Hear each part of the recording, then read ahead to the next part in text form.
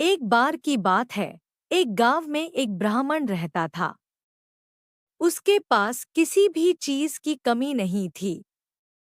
एक बड़ा खेत, खाना पका कर देने वाली एक सुंदर सी पत्नी और 2 बच्चों का अच्छा परिवार था। सब कुछ होने के बाद भी ब्राह्मण के घरवाले एक बात से बहुत परेशान थे। वो बात यह थी कि ब्राह्मण बहुत आलसी था।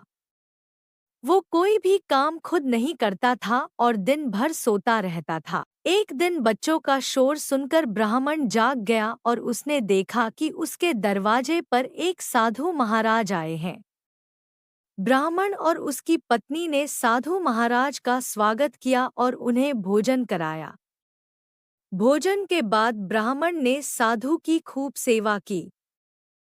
साधु महाराज उनकी सेवा से बहुत प्रसन्न हुए और उन्हें वरदान मांगने को कहा।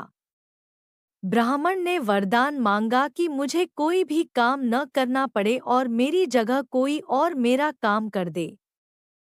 तब साधु उसे वरदान में एक जिन्न देते हैं और साथ में यह भी कहते हैं कि जिन्न को हमेशा व्यस्त रखना। अगर उसे काम नहीं दिया तो वो तुम्हें खा जाएगा।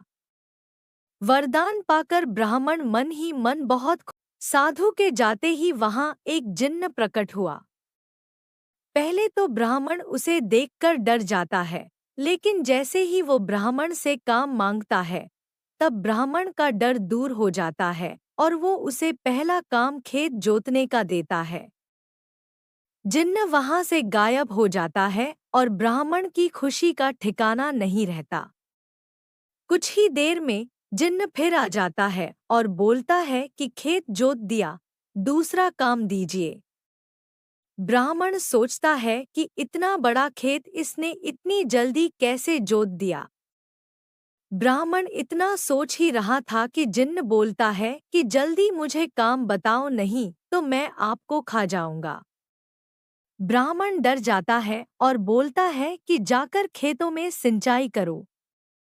जिन्न फिर वहां से गायब हो जाता है और थोड़ी ही देर में फिर आ जाता है। जिन्न आकर बोलता है कि खेतों की सिंचाई हो गई, अब अगला काम बताइए।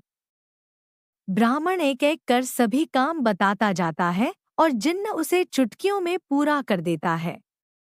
ब्राह्मण की पत्नी यह सब देख रही थी और अपने पति के आलसीपन पर चिंता करने लगी।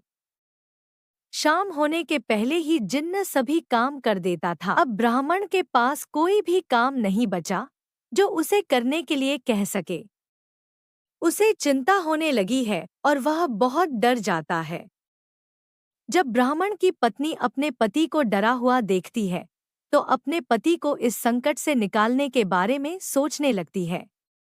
वह ब्राह्मण से बोलती है कि स्वामी, अगर आप मुझे वचन देंगे कि आप कभी आलस नहीं करेंगे और अपने सभी काम खुद करेंगे, तो मैं इस जिन्न को काम दे सकती हूँ।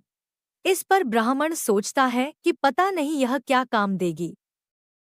अपनी जान बचाने के लिए ब्राह्मण अपनी पत्नी को वचन दे देता है। इसके बाद ब्राह्मण की पत्नी जिन्न से बोलती है कि हमारे यहाँ एक कुत्ता है, तुम जाकर उसकी पूंछ पूरी सीधी कर दो। याद रखना, उसकी पूंछ एकदम सीधी होनी चाहिए। जिन्न बोलता है कि अभी यह काम कर देता हूँ। यह बोलकर वह वहां से चला जाता है। लाख कोशिश के बाद भी वह कुत्ते की पूंछ सीधी नहीं कर पाता और हार मान लेता है। हारकर जिन्न ब्राह्मण के यहाँ से चला जाता है। उस दिन के बाद से ब्राह्मण अपने आलस को छोड़कर सभी काम करने लगता है और उसका परिवार खुशी खुशी रहने लगता है। कहानी से सीख: हमें कभी आलस नहीं करना चाहिए। आलस करने से हम मुसीबत में फंस सकते हैं।